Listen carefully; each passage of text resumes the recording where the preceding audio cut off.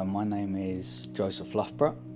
I'm an artist originally from Portsmouth. I would describe my work as very figurative work.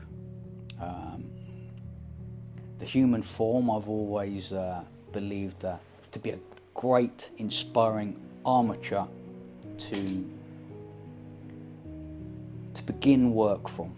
Sculptors use armatures a lot more as a metal structure that they can kind of put clay on top of, and it's like a strengthening form. So I guess that the idea of a human form is like an armature for me, that I can kind of put this hypothetical clay on top of and see what happens with the playing around of the clay afterwards, or the charcoal which I would use.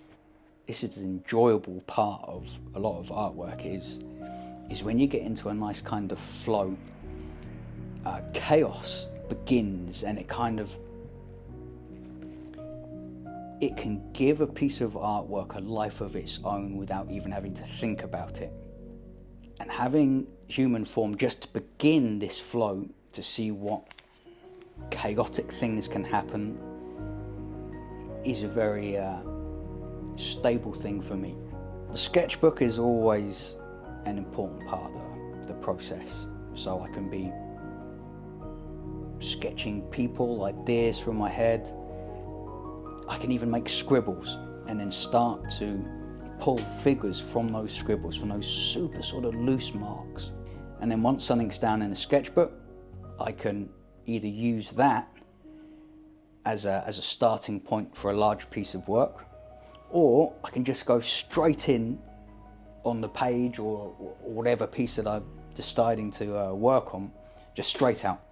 It's when you get to the point where it almost feels like you're not a part of the creative process, that where the artwork is almost at the point where it's making itself.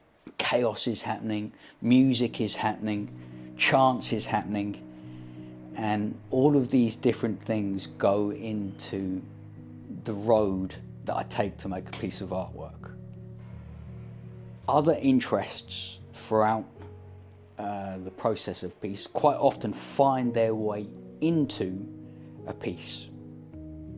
And this might not be something that I expect to happen, but it might just be a chance encounter within that day. It might be what I'm reading on that day. It might be a piece of music that I'm listening to that day that shapes what is created at that point. The work that I was making probably 15 years ago was far more colourful, I would say, and I say colourful, still very autumnal colours, but I was using a lot more colour. And then there was a period where I was moving overseas and couldn't take any kind of paints or anything. I was almost stripped back to using black and white charcoal and paper, and I found that it was a very simple and expressive way of working, and it did all of the things that I wanted to do without having the complications of colour. It was very expressive, very immediate. And it's been in the last sort of 10 years that bit by bit I've tried to bring in colour again.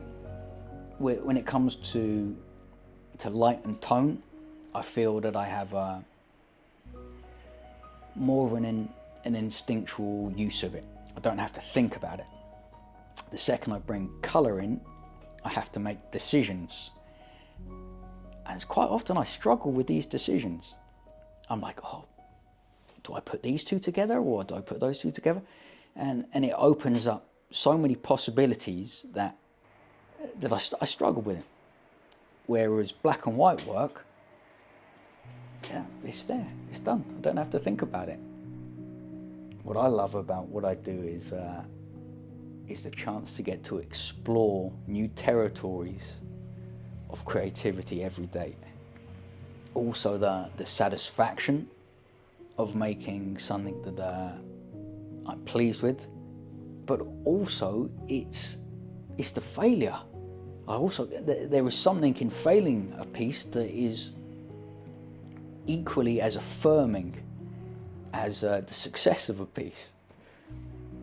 I don't want there to be a superficial satisfaction of an image. I would like there to be something more intrinsic to a person's experience. You can always read your own ideas into a piece of artwork, and I think it's really good, and it's a really important part of enjoying and getting something out of artwork, is to be able to read what you would like to see or what you imagine it could be.